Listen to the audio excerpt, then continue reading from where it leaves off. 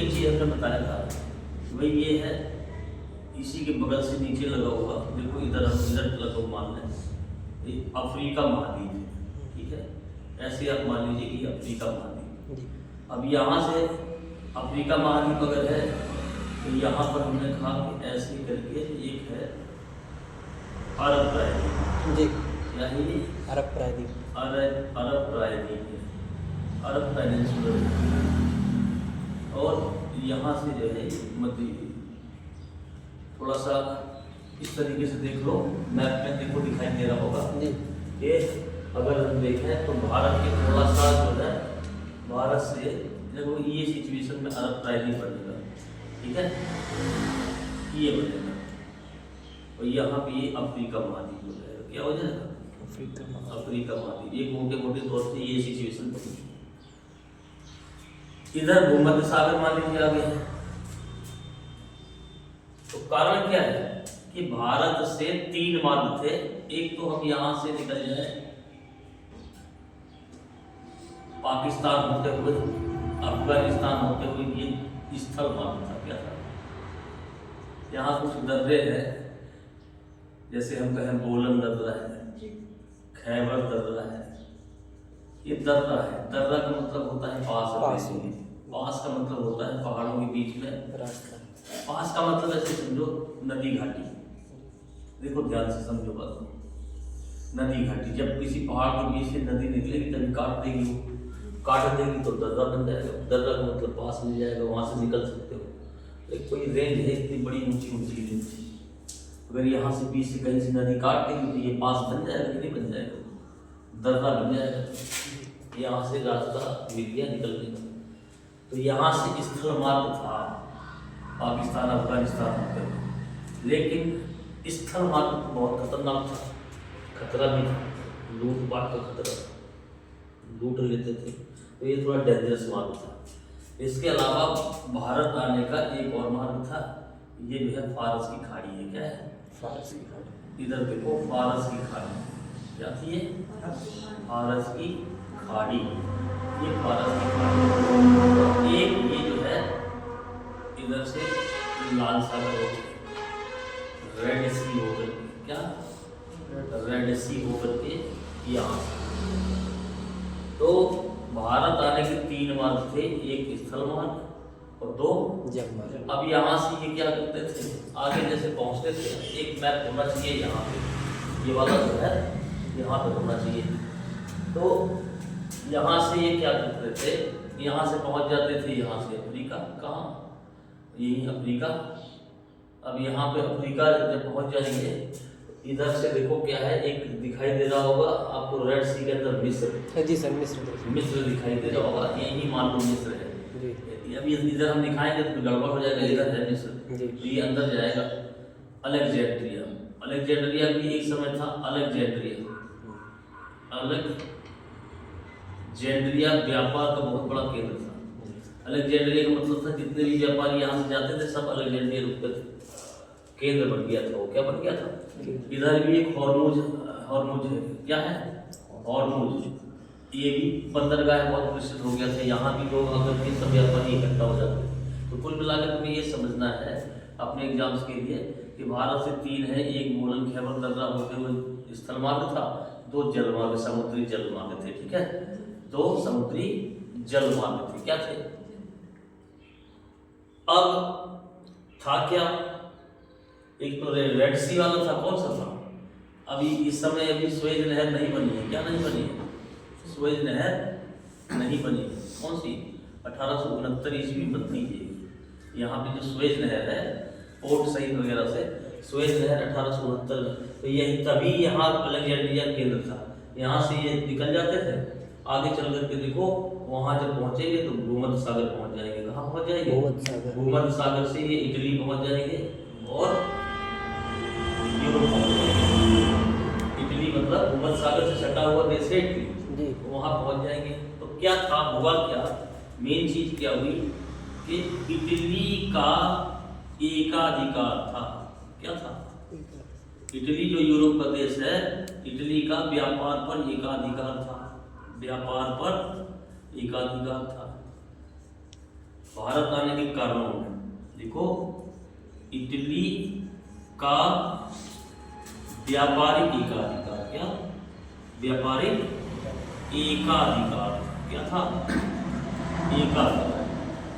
अन्य देश इसे वंचित थे, पुर्तगाल था, स्पेन था, ब्रिटेन था, ये सब इस व्यापार में लाभ नहीं ले पा रहे थे क्योंकि इटली ने उस पर पकड़ बना था। अब दूसरी चीज क्या हुई कि 1453 ईस्वी में कब तुर्कों ने, किसने, कुस्तुनतुनिया पर अधिकार कर दिया। कुस्तुनतुनिया, ये एशिया माइनर मानो, तुर्क क्या है, एशिया माइनर। एशिया माइनर का मतलब क्या है, यूरोप और एशिया का मिलन बिंदु। वहां पर तुर्कों ने अधिकार कर लिया, ऑटोमन साम्राज्य बना दिया। क्या बना दिया, ऑटोमन साम्राज्य की स्थापना कर दी। ऑटोमन साम्राज्य की स्थापना कर दी यहीं बीच में, देख रहा। अब और दिक्कत हो गई, अब और दिक्कत हो गई, तुर्क लोग परेशान करने लगे। ऑटोमन साम्राज्य देख रहे हो, पीला वाला भाग के ऊपर वाला एरिया, यानी भारत की खाड़ी और लाल सागर से होकर जाने वाले दोनों में इंटरप्ट कर सकते थे लोग।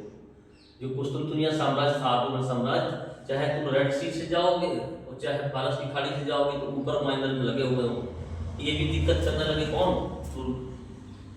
ये दिक्कत करने लग गए, ऑटोमन साम्राज्य बन गया, ऑटोमन साम्राज्य। अब दिक्कत हो गई, देखो 1453 ईस्वी, ऑटोमन साम्राज्य, क्या, ऑटोमन साम्राज्य। ये भी यूरोपियंस का भारत ये आने का मतलब कारण बना। भारत आने का मतलब, भारत आने से मतलब ऐसा थोड़ा है कि भारत पहले आए नहीं थे। यूरोपियंस से व्यापार तो होते था, लेकिन हम ये कहें कि नए मार्ग, क्या, खोजने के लिए, किसके लिए, खोजने की बाध्यता थी। क्या थी, ऐसा थोड़ा था कि लाल सागर से और फारस की खाड़ी से यूरोपीय व्यापार नहीं कर रहे थे, व्यापार कर रहे थे। लेकिन अब हुआ क्या कि इनका एकाधिकार हो गया तो ये भी बीच में टैक्स लेंगे, इटली वाले लेंगे तो व्यापार महंगा हो जाएगा। जितने लोग बीच में रहेंगे उतना ज्यादा महंगाई हो जाएगी। तो सीधा सीधा है, सब अपना अपना हिस्सा लेंगे ना। तो ये सब परेशानियां क्या बन रही है, ये सारी परेशानियां किसके लिए बन रही है, पुर्तगाल, स्पेन, ब्रिटेन, यही तीन है। स्वीडन को ले लो ऊपर, वो भी आ रहे हैं, डेनमार्क वालों को ले लो, यानी कि इटली को छोड़ के बताया ऊपर वाले जितने भी सबको प्रॉब्लम होगी। तो अब ये सब क्या करेंगे, निश्चित रूप से नए मार्गों की खोज करना। ये दो कारण हैं कि इटली का व्यापारिक एकाधिकार, ऑटोमन साम्राज्य के कारण तुर्कों के प्रभाव में वृद्धि हो गई। अब जो है क्या हुआ कि भाई सबसे पहले किसने, भाई कौन था, प्रिंस हेनरी। प्रिंस हेनरी, इसको कह ही दिया गया the navigator, the navigator. Prince Henry कहाँ का था, ये पुर्तगाल कहाँ का था। इसने क्या किया, उस समय तक इसने बहुत ज्यादा समुद्री मार्गों के लिए अभियान छोड़ दिए। आपको पता ही है कि सबसे पहला अभियान कब हुआ, 1487 ईस्वी में वार्थो लोमियो डियाज, इसने सबसे पहले भारत की खोज के लिए क्या किया इसने, देखो ये अफ्रीका महाद्वीप था, क्या था, ये अफ्रीका महाद्वीप था। इधर ये देखो, इधर सब है, फ्रांस है, पुर्तगाल है, स्पेन है। अब इसने क्या किया कि यहाँ से जो है ये वाला मार्ग अपनाया, कौन सा मार्ग, ये यहाँ पर मेडागास्कर क्या है, और यहाँ पर आप जो है हिंदुस्तान समझ लो, इंडिया समझ लो। अभी देखो हम देख रहे थे कि जब ये आया बार्थोलोमियो, कौन आया, बार्थोलोमियो, तो यहाँ आया, ये साउथ अफ्रीका का हमने बताया कि पेनिनसुलर है, क्या है, केप टाउन, क्या, यहाँ तक आया, केप टाउन तक, कहाँ तक, इसी केप टाउन शहर को इसने नाम दिया था उत्तमासा अंतरी, उत्तमासा अंतरीप। मैंने बताया कुतुबमासा अंतरीप, Cape of Good Hope, Cape of Good Hope नाम दिया। गुड होप का मतलब है कि यार आशा हो गई है, यहाँ से चल के हम भारत पहुँच सकते हैं, और जो दक्षिण पूर्व का व्यापार है, इंडोनेशिया, जावा, सुमात्रा, भारत, यहाँ व्यापार की बड़ी आशा है। ये यहीं से लौट गया। अब देखो जब आता है कौन, वास्को डी गामा, ये रूट बागपुर है, इसने बागपुर फॉलो किया, लेकिन ये यहाँ से आता है थोड़ा दूर से। कैसे दूर से? हो सकता है, मेरा अपना अनुमान है कि इधर कुछ करंट्स परेशान कर रही थी। करंट का मतलब होता है, अब जैसे कोई करंट ऐसे समुद्री करंट बनी, ऐसे घूम गई, ऐसे घूम गई, तो स्वाभाविक बात है कि हो सकता है यहाँ नजदीक वाले में करंट परेशान कर रही है। करंट का मतलब है जलधाराएं होती समुद्र में, तो वो तूफान पैदा करेंगी। तो हो सकता है बादलों में कोई सूचना दी हो, इसने ये वाला रूट अपनाया, और ये रूट अपना कर इधर आ गया। कहाँ? कुतुबमासा। फिर ये किनारे किनारे किनारे किनारे किनारे किनारे एक किनारे किनारे चलता रहा देशों में, ठीक है ना, और यहाँ से ऐसे मुड़ गया कोचीन या कोच्चि। कहाँ पहुंचा? अरे क्या था वो स्थान का नाम? कालीकट। कालीकट। कहाँ पहुंचा? कालीकट पहुंचा, ठीक है ना। यही कालीकट का मतलब है कप्पक डाबू एक स्थान था। कप्पक डाबू कौन सा स्थान था? कप्पक डाबू। यहाँ से इसको एक गुजराती पथ प्रदर्शक भी मिल गया था, गुजराती पर पथ प्रदर्शक भी मिल गया था। गुजरात का था वो, रास्ते में कहीं इसी तरीके से बातचीत हो गई होगी। गुजराती बातचीत क्या? पथ प्रदर्शक। जैसे समुद्र में कोई घूम रहा है, वो भी अपना नाव वाले घूम रहा होगा, उससे पूछा होगा, कुछ बातचीत हुई होगी, जो भी हुई। अब्दुल मनी, अब्दुल मनी एक गुजराती पथ प्रदर्शक जो है, इसको लिवा के आता था कि कहीं मिला होगा अरब अरब सागर में, ठीक है ना। क्योंकि पहले से कोई तार हुआ तो था नहीं कि भैया वास्को डी गामा तो पहली बार आ रहे थे, ऐसा तो था नहीं कि भैया आप गुजराती से कोई पहले से संपर्क को तारवार कर दिए हो। यही हुआ होगा कि अरब सागर में वो पहले से मौजूद होगा, तो उसने इंडिया के बारे में। और देखो एक बात निश्चित है कि भाषाएं क्या है, कहीं ना कहीं भाई भारत के बारे में तो यूरोप जान ही रहा था, पुर्तगाली जान ही रहे थे कि कोई इंडिया है, कोई इंडिया है, और भारत है, इंडिया है, तो अपना कुछ न कुछ बातचीत हुई होगी अपना बहुत पे। खैर इतना बताते हैं कि अब्दुल मनी कोई गुजराती था, उसने इनकी हेल्प करी थी कालीकट पहुंचने में। कालीकट में एक शासक था जमोरिन। कौन था? जमोरिन। ध्यान रखना, हिंदू शासक था ये, जमोरिन हिंदू था। और यहाँ पे लोग कालीकट में जो पहले से तुर्क अरबी थे, कौन थे? तुर्क थे, अरबी थे, ये दोनों व्यापारी यहाँ थे। इन्होंने इन व्यापारियों ने विरोध किया। क्या किया? विरोध किया।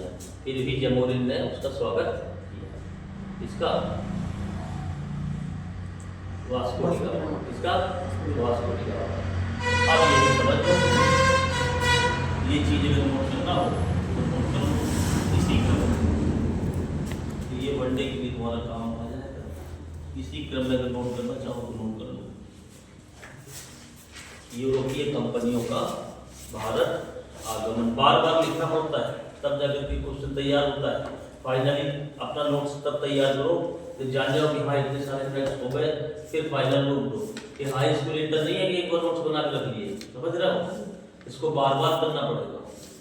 और कोई अगर नई चीज कहीं से मिलती, ढूंढो बात, कहीं से नई चीज मिल गई, आपको लगा कि यार परीक्षा के दृष्टिकोण से सही है, उसको ऐड कर दो। क्या करो? अभी यहाँ हम लोगों ने 3 चीजें पढ़ी कि चलो भाई इनके आने के क्रम, वनडे एग्जाम, छोटे मोटे एग्जाम GDE के लिए है ये, मतलब ये चीज कि आपने जान लिया कि ये आने का क्रम है, ये उनकी स्थापना वर्ष है कंपनियों की, ये देश है। और यूरोपीय कंपनियों के भारत में आने के 2 प्रमुख रीजन यहाँ दिखाई दे रहे हैं कि भैया इटली का व्यापारिक एकाधिकार था, ऑटोमन साम्राज्य चल रहा था, रुस्तुम दुनिया पर तुर्कों का अधिकार हो गया है ना। अब व्यापार चलना अन्य यूरोपीय, इटली के अलावा अन्य यूरोपियंस को दिक्कत होने लगी है ना।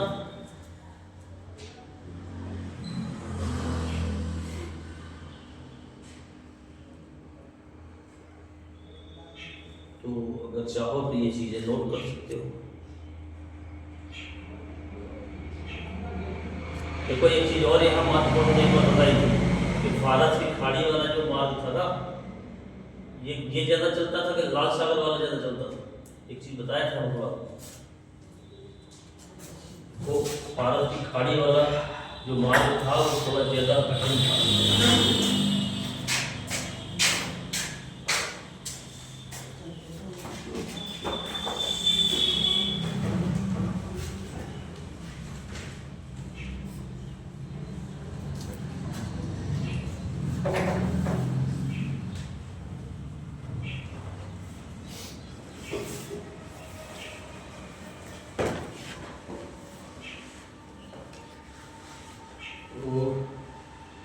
पहले पढ़ते रहे हो क्या आप लोग यहाँ? अच्छा, इस समय क्या चल रहा है? अभी काहे की तैयारी चल रही है आप लोग की? जीडी? अच्छा अच्छा, और कोई एग्जाम मतलब जितने वर्ल्ड एग्जाम से सब दे रहे हो ना?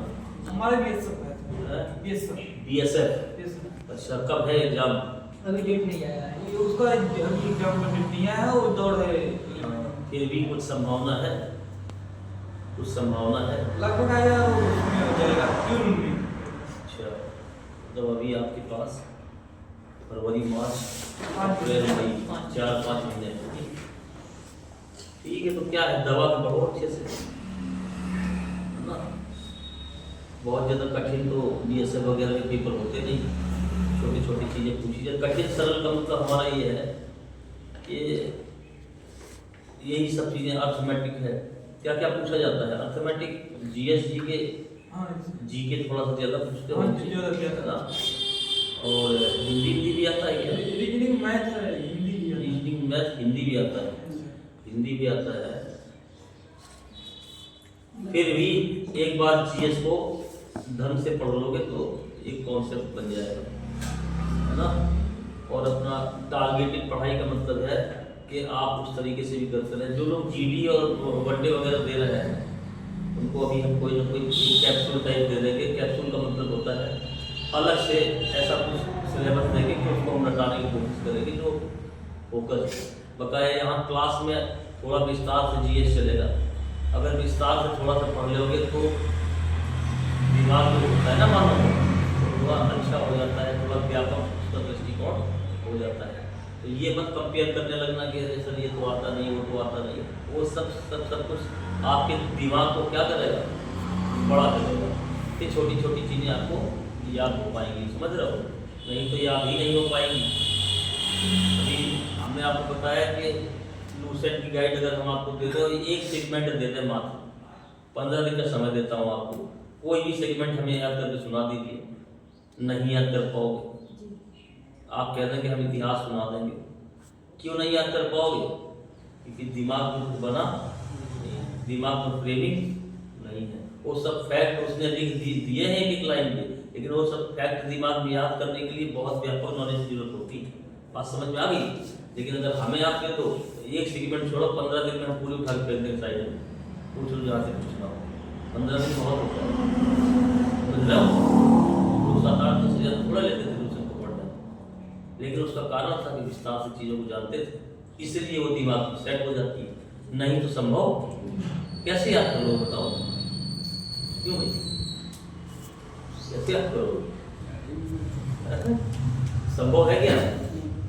अभी जैसे उस दिन हम कर्नाटक युद्ध बता रहे थे, अब उसने लिख दिया कर्नाटक जो है कोरोमंडल तट में है, जबकि इस समय मालाबार तट में हो। और अगर गाइड में लिखा है तो तुम कैसे जान पाओगे? तुम तो सोचोगे यार गलत हो गया फैक्ट में कुछ। और दूसरी चीज इतना मिला जुला के पढ़ोगे का है? तुम्हें लगता है मालाबार तट है, कन्नड़ तट है, कोंकण तट है। कोंकण का मतलब है, कोंकणी का मतलब है मराठी, मतलब कोंकणी भाषा और मराठी भाषा मिली जुली है ना। जैसे हम आपसे बात करें कि भाई ये जो है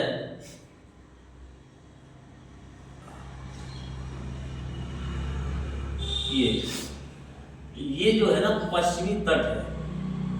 क्या है? पश्चिमी तट है। यही बड़े बड़े पहाड़ पश्चिमी घाट बोलते हैं।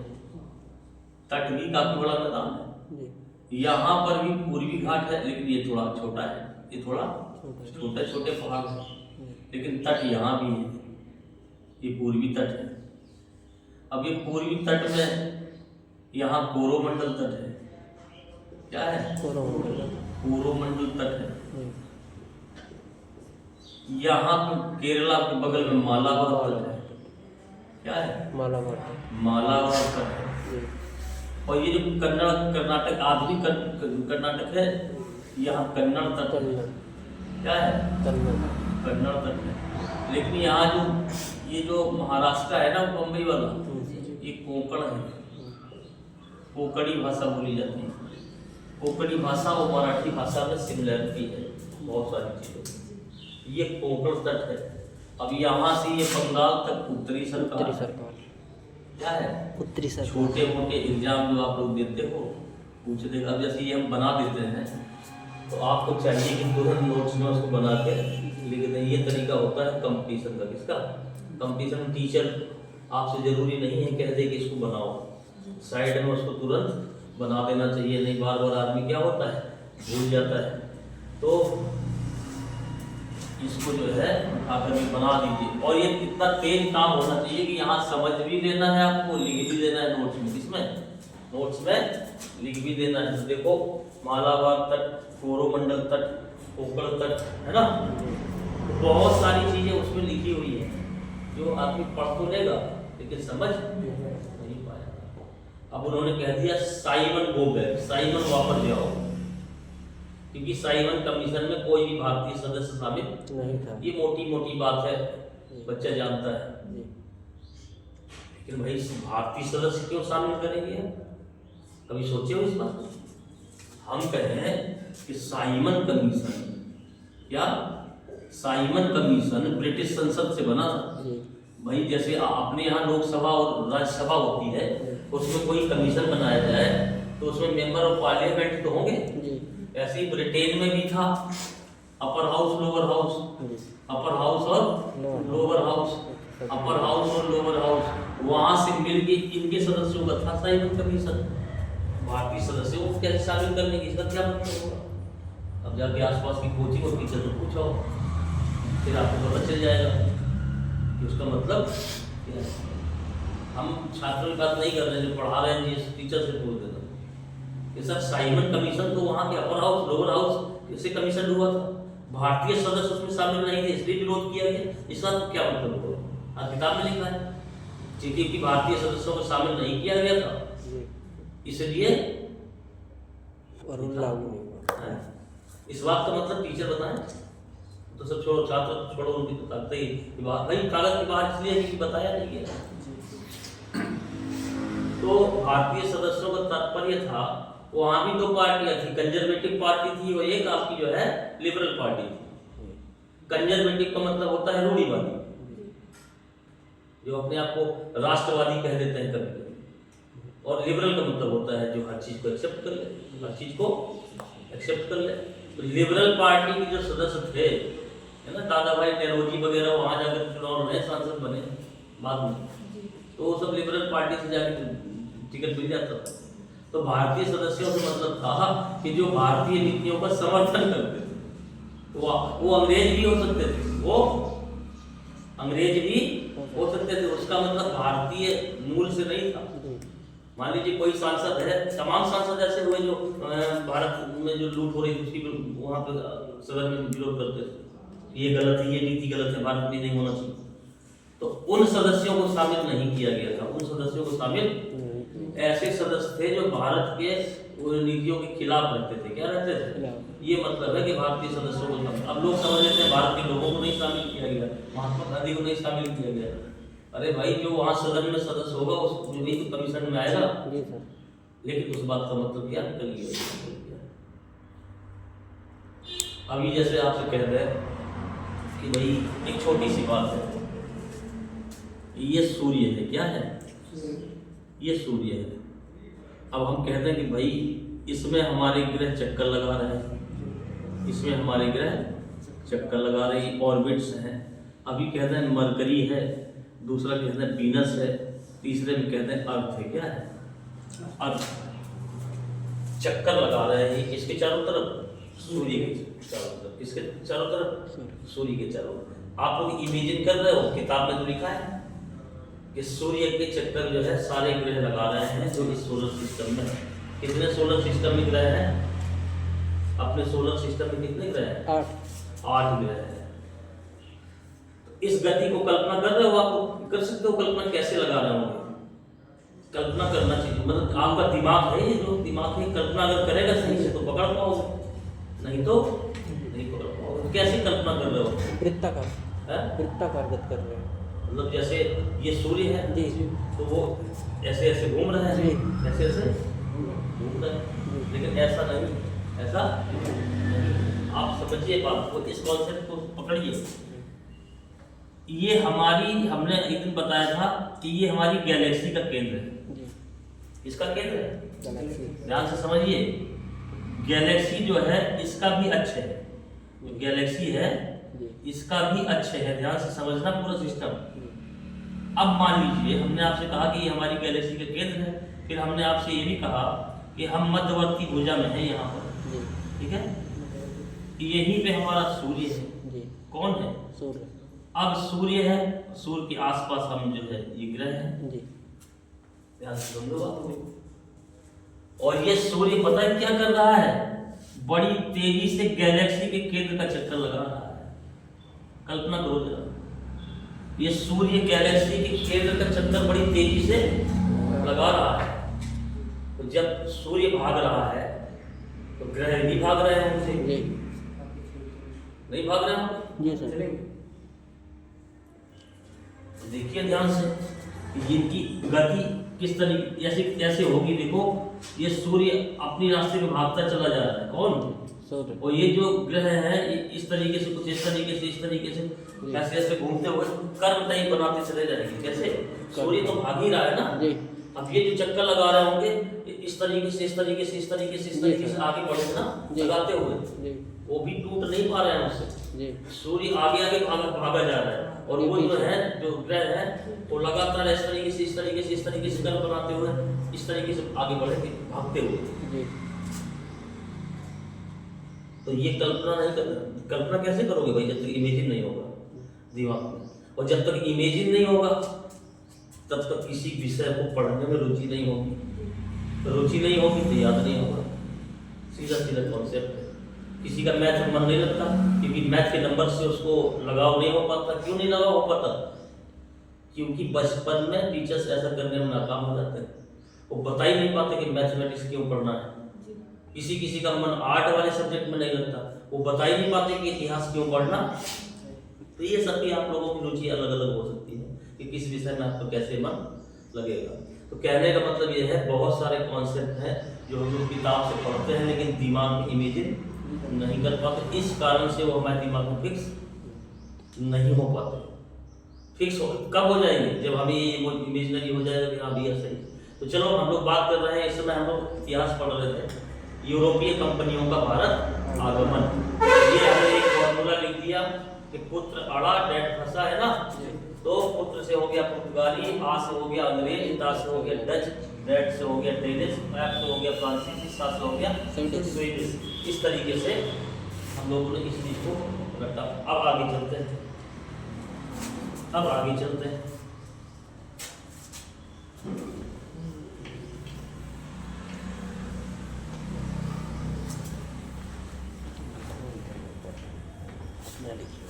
बताते रहिए आप लोग। नादिर शाह का जो आक्रमण हुआ था भारत में, इस मुगल शासक के समय में हुआ था। वनडे एग्जाम्स के दृष्टिकोण से है, इस मुगल शासक के समय हुआ था। जल्दी से आंसर दो। मोहम्मद शाह।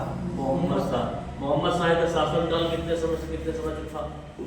मोहम्मद शाह का शासनकाल कितने समय से कितने समय तक था? जल्दी से बताइए। 1719 से कब से था? 1719 से 1748। ये क्यों नहीं इमेजिन हो पा रहा है? 1748 से 48 तक। रंगीला की उपाधि किसको दी गई थी? किसका? रंगीला की उपाधि किसको दी गई थी? मोहम्मद शाह को। मोहम्मद शाह को। मोहम्मद शाह को किसको दी गई थी? मोहम्मद शाह। लंपट मूर्ख की उपाधि किसको दी गई थी? जहांदार शाह को। लंपट मूर्ख की जहांदार शाह को। जहांदार शाह किस सामंत की सहायता से शासक बना? एक शक्तिशाली सामंत था दरबार में, जिसकी सहायता से जहांदार शाह शासक बना था। कौन था? कौन था वो भाई? जुल्फिकार था। कौन था? जुल्फिकार खां वजीर भी बनाया गया था। वजीर, अरे वो जुल्फिकार जी। जुल्फिकार खां था ना जी। तो ये सब याद होना चाहिए ना। जुल्फिकार। और देखो जो चैप्टर आप पढ़ा रहे हैं अगर वो तुरंत आपको याद हो गया तो हो गया, नहीं तो वो एक टाइप से दूसरी बन जाएगा या कोई अन्य किताब बन जाएगा। भाई हम जो तुम्हें लिखवा रहे हैं वो भी तो किताबें बन जाएगा अंत में जाकर के, तो फायदा क्या है हमसे पढ़ने का। कोचिंग में जो आप फीस देते हो, बार बार कह रहे हैं, वो पढ़ाने की नहीं है। आप गूगल में डालिए जहांगीर के बारे में 5575 फैक्ट दे देगा, बना लीजिए रजिस्टर। हम उतने थोड़े लिखवा पाएंगे, तो वैसा रजिस्टर बनाने का फायदा है। कोचिंग का मतलब होता है कि कोचिंग में एक हमें टारगेट पर डे मिलता है और हम टारगेट पर डे स्थापित करके 6 महीने में, साल भर में वो चीजें तैयार कर लेते हैं जो परीक्षा के दृष्टिकोण से सही है। हमने उस दिन भी बताया था, अभी भी बता रहे हैं। 2 लोग आ जाए और जो लोग हो भैया 10, 12, 15 लोग हो जाओ तो फिर पढ़ाने में मन लगे, पढ़ने में मन लगे, ठीक है ना। क्योंकि यार देखो 10, 20 लोग, 25 लोग नहीं होंगे तो ये 3 घंटे का बैच चलाने में कोई मतलब नहीं है। हर दृष्टि से, आर्थिक दृष्टि से भी और सारी दृष्टियों से, हमारे पढ़ाने की दृष्टि से भी, पढ़ने पढ़ाने का जो तरीका है वो क्या होने लगा भैया इसमें। वो लाइट कट रही है फिर आ रही है। अच्छा। तो ध्यान से समझिए बात को, फिर हम और जोश से पढ़ाएं, फिर हम और तरीके अपनाएं। साफ साफ जान लीजिए 10 से 12 घंटे अगर आप अपने घर में देते हैं तो आप एसएससी सीजे लेवल से तैयार हो जाते हैं। अगर तुम्हारे पास समझने के लिए दिमाग है, पढ़ा है नहीं पढ़ा है अभी तक मतलब नहीं है, कोई चीज़ समझने की क्षमता आपके अंदर है तो फिर वो आपका 10 से 12 घंटे में हो जाता है। अब आप कहेंगे साहब इतना क्या पढ़ना पड़ेगा। आप बीएसएफ में जाएं, सिपाही बने, यूपी पुलिस में सिपाही बने, अगर आप अच्छे से पढ़ के जाएंगे तो बेहतर जॉब कर पाएंगे, नहीं तो वहाँ भी दिक्कत आने वाली है। पहली बात तो होगा ही नहीं, क्योंकि आप इतना समझ लीजिए जिन लोग का सिलेक्शन हो रहा है वो दिमागी तौर से बहुत आगे है। ना हो विश्वास तो कल अभी हम 4-5 सिपाही बुला देते हैं फैजाबाद से, यही आप लोग को बताने, उनकी पर्सनालिटी आप देख लीजिए। अभी 1 साल 2 साल पहले 3 साल पहले जो सेलेक्ट हुए 4-5 साल तक की रेंज की बुलाते हैं 4-5 सिपाही, तो पहले आप उनका पर्सनालिटी चेक कर लीजिए कि उनकी पर्सनालिटी इतनी बूस्टअप क्यों हो गई है। इसीलिए हो गई है कि उन्होंने वास्तव में तैयारी की थी, बहुत सारी चीज़ें अच्छे से विस्तार से पढ़ी थी, तब उनके कॉन्सेप्ट क्लियर हो गए और वो निकल गया। हाँ, हमने कहा कि जैसे आप जीडी वगैरह दोगे तो हम एक कैप्सूल्स देंगे। कैप्सूल्स का मतलब होता है कि 1 महीने के अंत में रख डालो, क्या कर डालो। अब हमें इन क्वेश्चंस पे फोकस कर देना, क्या कर देना, और वो करने के लिए बहुत ज़्यादा उसकी जरूरत नहीं है। 2-3 घंटे अगर आप लगातार उन क्वेश्चंस को पढ़ते रहोगे, बार बार पढ़ते रहोगे, तो सेम वहाँ रखे मिल जाते हैं, जीके टाइप वो सब सेम मिल जाते हैं। कुछ चीज़ें हैं 50 फॉर्मूला वगैरह हम बना देंगे, सब परेशान उसमें होने की आवश्यकता नहीं है। चलो आओ, तो अब हम लोग पढ़ रहे थे उत्तर मुगल काल। हम लोग एक चीज देख रहे थे, उस चीज को एक बार फिर से देख लो। तीनों लोग थे ना उस दिन जब हम लोग कर्नाटक में पढ़ रहे थे, जी सर। तुम थी उस दिन, तुम भी थी, देखो ध्यान से। अब हम लोग फिर से देख रहे हैं एक बार, ढीला हो गया ये बहुत लग ठीक है। अच्छा, पुर्तगाली अभी 1498 ईस्वी में आते हैं। सबसे पहले किसके कौन आया? Vasco D gamma. Vasco D gamma कौन आया? Vasco D gamma. वनडे के दृष्टिकोण से भी सही है। फिर कौन आया?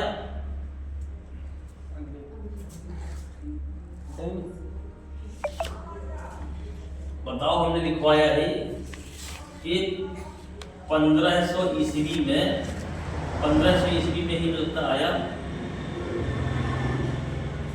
1500 ईस्वी में अल्वारेज कैबाल कौन आया? देखो अपने फैक्ट को उठा के, कौन आया? हमने जब पुर्तगाली लिखवाया है, देखो उसमें अल्वारेज कैबाल का नाम कहीं है? अल्वारेज कैबाल है जी। संधिया है क्या? 1500। यहाँ देखो सन का कोई इंपॉर्टेंस नहीं था, मुझे इसमें डाउट था थोड़ा सा, लेकिन फिर भी हम कॉन्सेप्ट पकड़ लिए तो हमें पता चल गया 1500। भाई हम, अरे यार भाई समझा करो बात को, जो ये मेमोरी होती है सेल्स से होती है। किससे होती है? और सेल्स जो होते हैं युवा अवस्था में ज़्यादा मजबूत होते हैं। जैसे जैसे इंसान एज करता जाएगा, सेल्स उसकी कमजोर, जितने सेल्स मरेंगे उतने बनेंगे। तो मेमोरी हम लोग की आपसे वीक होनी चाहिए, सिद्धांत साइंस ये कहता है, आपकी ज्यादा होनी चाहिए। अब देखो 1502 में पुनः वास्को डी गामा आता है। जी। कौन आता है? Vasco D gamma. ध्यान से समझते रहिए। पुनः कौन आता है? वास्को डी गामा आता है 1502 ईस्वी। लेकिन 1505 ईस्वी में 1505 ईस्वी में एक नीति अपनाई जाती है कि भैया यहाँ जो भारत है यहाँ पे किसी को गवर्नर बनाया जाए। जी। क्या बनाया जाए? गवर्नर। तो अल्मीडा पहला शख्स होता है। कौन होता है? Almeida Francis. अल्मीडा। कौन होता है? अल्मीडा। क्या नाम था इसका पूरा? Francisco Almeida. Francisco Almeida. जी। फ्रांसिस्को। फ्रांसिस्को। ये तो गीला होने के कारण नहीं चल रहा है। जी सर। है ना? सर जी दूसरा प्रश्न है। इसी से खुद है।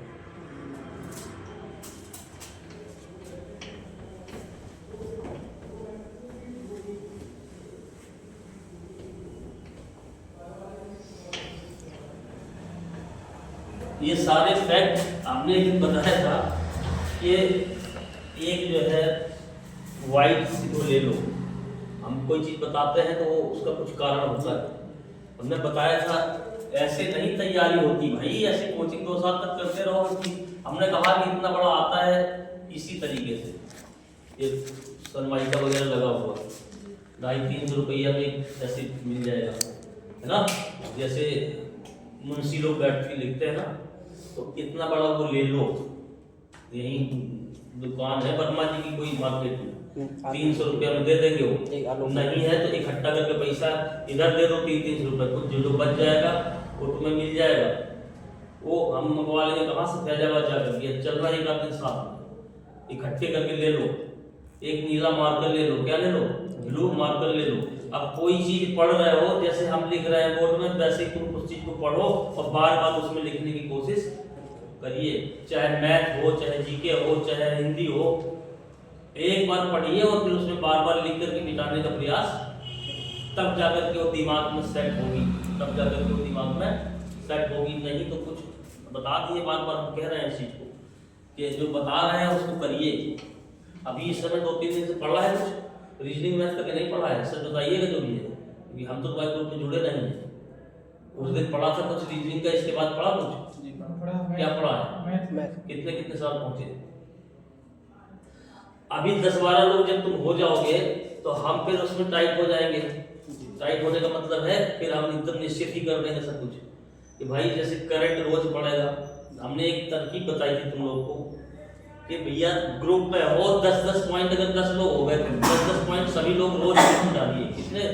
10-10 पॉइंट। 10-10 पॉइंट का मतलब हो गया 100 पॉइंट। अब वो 100 पॉइंट ग्रुप में हो तो 100 पॉइंट पूरे पढ़ना है आपस में। 100 पॉइंट जब पूरे पढ़ोगे तो 100 पॉइंट पर डे, मतलब समझते हो करंट का, वो सब रट जाएगा। अपनी अपनी परीक्षा के अकॉर्डिंग डालना है। यार ये पूछा जाता है, इस क्षेत्र से पूछा जाता है, निकाल लो गूगल से कि हमारा जीडी का है तो कौन से करंट कहाँ से आता है। वो तमाम लोग डाल रहे हैं, कहीं से भी निकाल के डाल दो।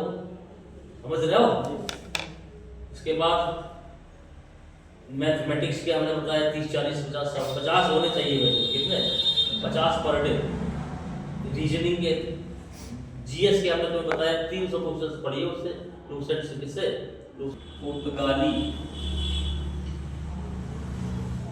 1498 ईस्वी में। कब आए?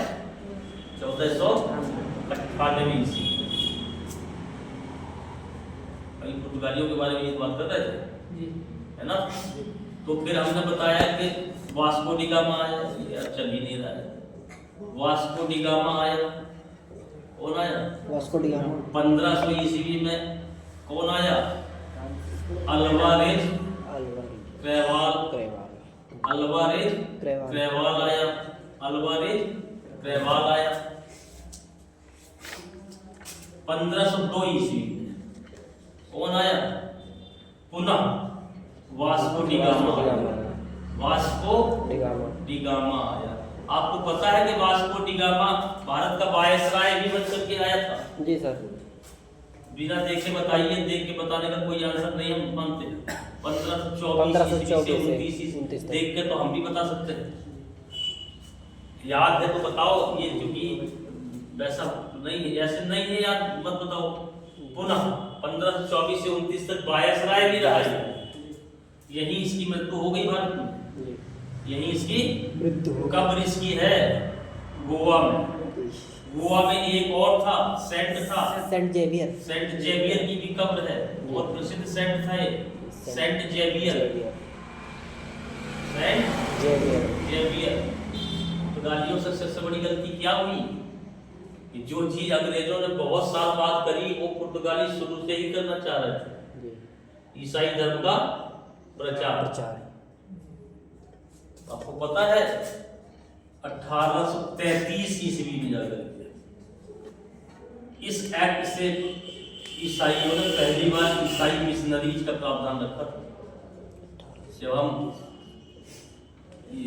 संविधान में अगर आप पढ़े हैं ये 1773 के रेगुलेटिंग एक्ट से जो पढ़ते हैं आप कि भारत में कॉन्स्टिट्यूशनल डेवलपमेंट, संवैधानिक विकास, 1773 के रेगुलेटिंग एक्ट से जब आप पढ़ोगे 1935 तक का भारत शासन अधिनियम, तो उसमें 1833 में पहली बार ईसाई मिशनरीज का प्रावधान करता है ब्रिटेन। तो आप समझ लीजिए कि 1600 ईस्वी से लेकर के कहां से लेकर के 1600 ईस्वी से लेकर के 1833 तक उसने ज्यादा कुछ किया ही नहीं था धर्म के बारे में, इसलिए तो सफल हो गए वो 1833 में जाकर के। समझ लीजिए आप कैसी कंपनी होगी, कैसी सोच होगी। ईसाई कंपनीज पहली कंपनीज थी। उसके पहले भारत में क्या होता था कि व्यापारियों को बुला करके राजे महाराजे नवाब सब पैसा दे के बुलाते थे क्या कि यहाँ व्यापार करो, हम तुम्हें सुरक्षा भी देंगे, धन भी देंगे, घाटा हो जाएगा। लेकिन यूरोपियन कंपनीज पहली कंपनी थी जो नवाबों को और सम्राटों को पैसा देती थी। क्या देती थी? पैसा लो, क्या लो, हमें व्यापार करने दो। तो यार स्वाभाविक बात है, जो तुम्हें फायदा देगा तुम उसके साथ रहोगे, हमारे साथ रहोगे। जो बात को 1600 ईस्वी से लेकर 1757 1764 बक्सर का युद्ध, तब जाकर के कंपनी को थोड़ा स्थायित्व, यानी कि उसके पहले कंपनियां लगातार नवाबों को सम्राटों को पैसे दे दे करके चीजें कर रही थी। क्या कर रही थी? देख रहे हो ना, 3000 रुपए में कहाँ की दीवार खरीद ली बंगाल में, 1000 रुपए में कहाँ की दीवार खरीद ली सूरत की, कहाँ की खरीद ली? ये पैसे तो दे रहे हैं उनको, नवाबों को, उनको परमिशन ले रहे हैं। तो ये कंपनियां ऐसी हैं कि 150 साल तक पैसा देती रहेंगी और इसके बाद जब फिर काम करना शुरू करेंगे दिमाग तुम्हारा टाइट कर देंगे। तो अभी तो भारत को आजाद हुए 76 वर्ष हुए, 77वां स्वतंत्रता संग्राम, 77वां था, कौन सा था? 26वां 76वां इस बार गणतंत्र दिवस हो गया। क्या हो गया? 76वां गणतंत्र दिवस हो गया। तो अभी तो इतने ही वर्ष हुए, अभी क्या हुआ?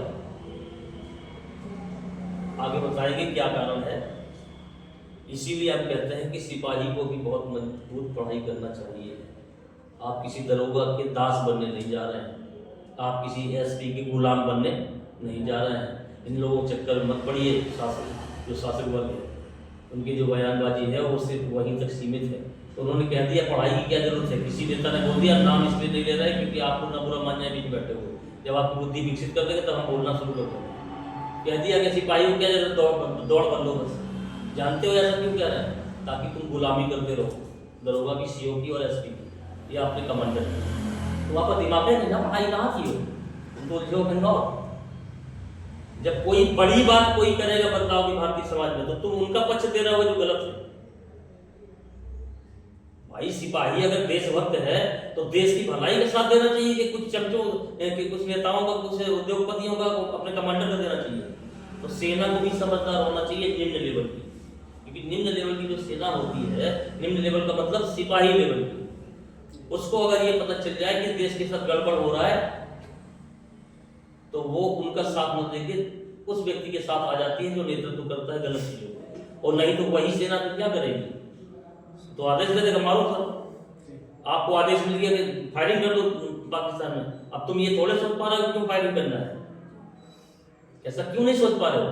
क्योंकि तुमने पढ़ाई ना की है ना उस लेवल से सोचा है यार ये रीजन क्या है, इसके पीछे रीजन्स क्या है। तो इतना समझदार भी होना चाहिए, इतना समझदार भी।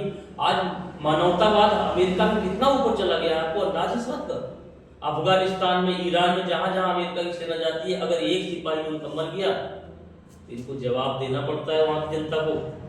वहां की जनता पूछती है कि इतने सिपाही जो मरे हैं स्पष्टीकरण दीजिए क्यों मरे हैं, इसके पीछे का उद्देश्य क्या था। यहाँ तो भगदड़ में भी पड़ जाते हैं 100-200-400। तुम लोगों की सोच नहीं समझ पा रहा हूं मैं कि तुम लोग बढ़ जाते, जैसे तुम सिपाही बन गए, किसी ने गाली दे दी पुलिस को तो तुम सभी घंटा सिपाही बन, तो तुमने अपना दिमागी रूप से सेपरेशन कर लिया कि सिपाही की तरफ से। अगर तुम गलती से वकील बन गए, वकीलों को कोई मार दे तो तुम वकील के ग्रुप में हो गए। तुम नागरिक कब बन पाओगे भारत के? कभी नहीं बन पाओगे। देख रहे हो समय सोशल मीडिया पे, वो सिपाही दरोगा जो वहां ड्यूटी पे लगे उनको ऊपर से किसी ने बोल दिया किसी को आने मत देना पत्रकार को, है हकीकत किसी को मत बताना। देखो तुम रोते घूम रहे हैं, लगते घूम रहे हैं, कोई अपने बाप को ढूंढ रहा है, कोई अपनी माँ को ढूंढ रहा है, किसी की डेड बॉडी का है, ये सब क्या था? तो किस चीज का सोचे? एक के समय में नहीं हुआ, 2013 में भी रेलवे स्टेशन में बदल हुई। तो कोई कहे कि हम लोग भूल जाते हैं, हम लोग नहीं भूलते हैं, हमें आपको पता है 2013 में जो वहाँ को हुआ था उसमें भी रेलवे स्टेशन को चेंज करके बदल हुई थी। 30-40 लोग मर गए थे, 130-40 लोग उसमें भी मरे थे। ऐसा नहीं है कि मरे नहीं थे। तो कोई सोचे कि हम इस सरकार की बुराई करके दूसरे, वो सब अलग अलग दृष्टिकोण से सबको एक दृष्टिकोण देखने की आवश्यकता है। उनके समय भी वही था, इनके समय भी वही था। हमारा कहने का मतलब यह है कि भारत में मानव की कोई औकात नहीं है। जैसे चूजे और औकात के हम लोग खा जाते हैं, वैसे आपकी औकात कहाँ से सेंसिटिवनेस है। हम जब अखबार पढ़ते हैं और दूसरों को हंसते हंसते पढ़ते हैं, मर्डर हुए हैं, हत्याएं हुई हैं, हादसे हुए, उनको हम हंस के पढ़ते हैं। इट मीन्स समाज संवेदनशील नहीं है। उनके समाज में हो जाए ऐसी घटना, अमेरिका में, यूरोप में ऐसी घटना हो जाए, फिर इसका रिएक्शन देख लेना, इसका रिएक्शन साफ देख लेना। यहाँ देखो ना, अभी कल यहाँ कोई कह दिया, और ये कोई कह रहा है पुण्य आत्माएं थी, उतर गई सब। समझो बात को कि हम कहाँ खड़े हैं यार, कैसी शताब्दी में, किस जगह जी रहे हैं। कोई कह रहा है पुण्य आत्माएं थी, यहाँ उतर गई। हाँ, कोई टूट गया, मर गए, सोचो जरा। एक मुक्तेश्वरानंद है, वो इस समय सब उनको राम मंदिर बनाने में नहीं पूछा गया, तो अखिलेश यादव की तारीफ करे पड़े हैं इनकी मुख्यमंत्री को तुरंत। सीधा सीधा उद्देश्य है कि वो इसलिए तारीफ नहीं कर रहे हैं दूसरे की, इसलिए कर रहे हैं कि उनको बुलाया नहीं है, उनको बुलाया नहीं है। बात समझो, तो दूसरे की तारीफ करने लगे, जो अगली बार चुनाव जीत सकता है। तो चुनाव जीत जाओ तो हमें हाथ दोगे। तो वो भी गए थे पैर छूने ऐसे लेट के, आ रहा है वीडियो। कुल मिलाकर के सीधी सीधी बात है दोस्त कि तुम्हारे यहाँ अपने यहाँ क्या चल रहा है, या तो मकान मालिक किराएदार का शोषण कर रहा है, या तो किराएदार मकान मालिक का शोषण कर रहा है। ऐसा नहीं है कि दोनों ईमानदारी से चल रहे हैं। कोई किसी न किसी का शोषण कर रहा है, चाहे यहाँ से गलत हो, चाहे गरीब अमीर के साथ वो कर रहे हैं, अमीर गरीब के साथ कर रहे हैं। ये नहीं है कि कोई एक बात समझो। आ जाओ यहाँ, तो ये फैक्ट है। 1502 में पुनः कौन आया? Vasco D gamma. लेकिन ये फैक्ट इतना महत्वपूर्ण है क्योंकि मैं एक बार देख रहा था, मुझे भी मतलब ध्यान से उतर गया था कि वास्को डी गामा कभी यहाँ गवर्नर भी बना है, वायसराय भी बना है। अच्छा चलो, 1505 में क्या हुआ? एक नीति अपना ली, किसने? पुर्तगालियों ने एक नीति अपना ली। क्या अपना ली? कौन सी? कि भैया अब यहाँ स्थायी गवर्नर बनाया जाए। तो पहला कौन बना था? अल्मीडा। फ्रांसिस अल्मीडा कौन बना था? Francis Almeida. दूसरा कौन सा बना है? 1500 कब तक रहा है? 1509 ईस्वी तक। कब तक रहा है? 1509 ईस्वी तक। चलो भाई देख के भी बता सकते हो, नहीं तो अल्बुकर्क।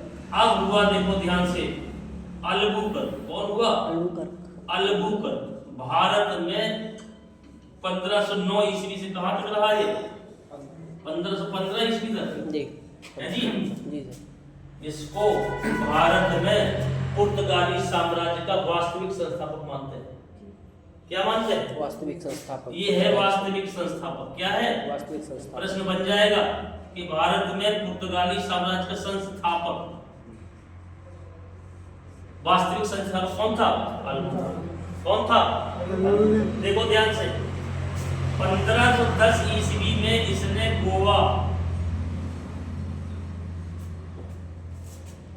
छीन लिया। किससे? किससे छीना था? गोवा बीजापुर के शासक। किससे छीन लिया? बीजापुर के। अब आपको क्यों भूल जा रहे हो? जान रहे हो कि दिमाग में बीजापुर गोवा इमेजिन नहीं हो रहा है। हमें क्यों याद आ जा रहा है? क्योंकि हमें पता है कि बीजापुर से छीने गए। किससे छीनेगा? क्योंकि हमें मैप में दिख रहा है बीजापुर गोवा। आपको इसलिए याद नहीं आ रहा है क्योंकि आपको वहां बीजापुर बगल में दिख नहीं रहा है।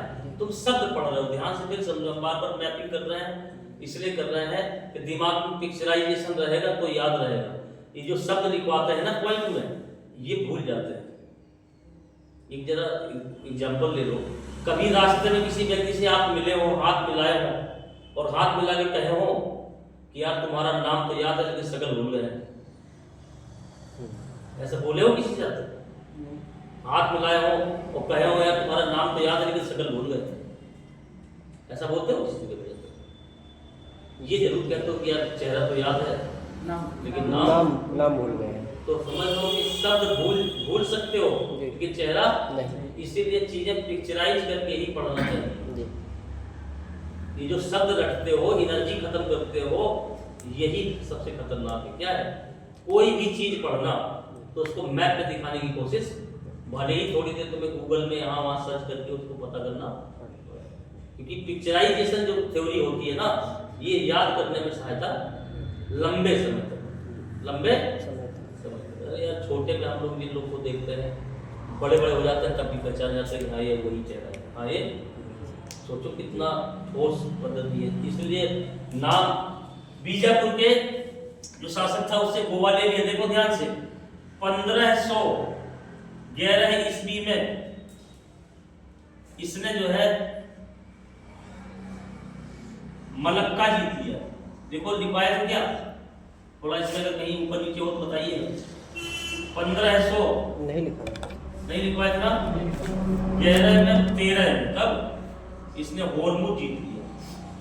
ध्यान से समझो बात कि पुर्तगाली वास्तव में उसी सिद्धांत चल रहे थे। हमने कहीं डाला है बहुत बारीकी से।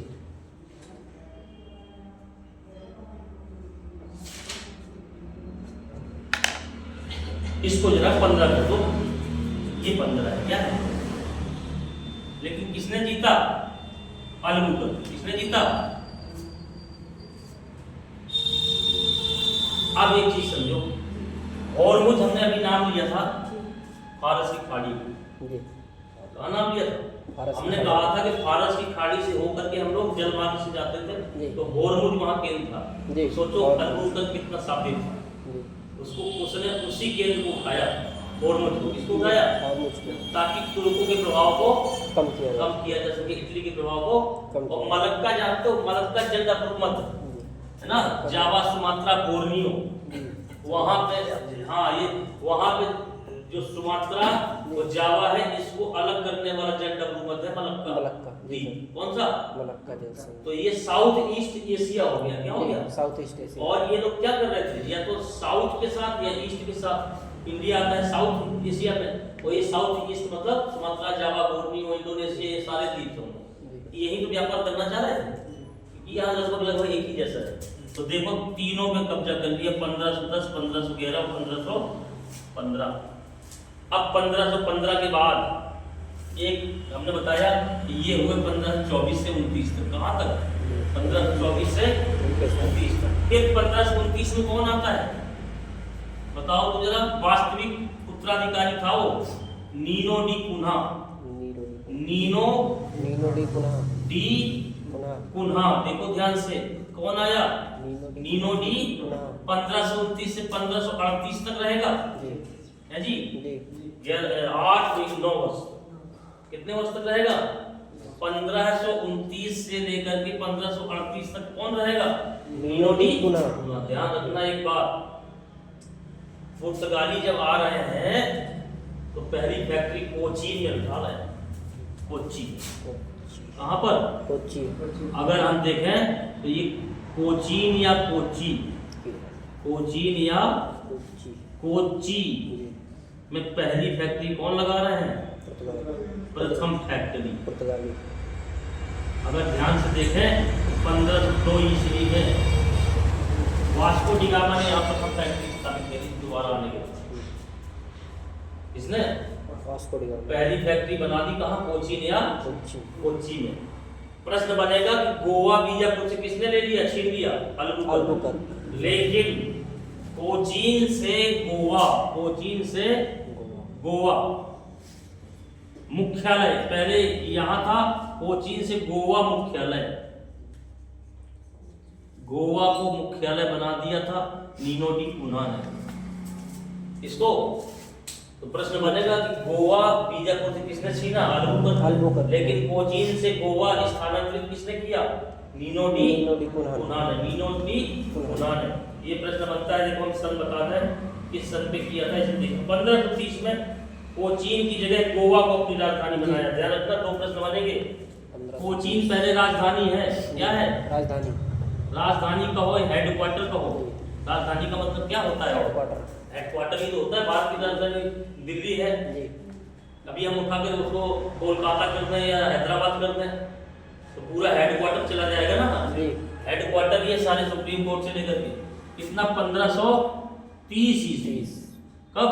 1530। ये प्रश्न बहुत महत्वपूर्ण बनेगा कि कोचीन से कहाँ राजधानी आ गई? गोवा। राजधानी आ गई गोवा। किसके समय में? Nuno da Cunha. Da Cunha के समय। जबकि गोवा जीता किसके समय गया था?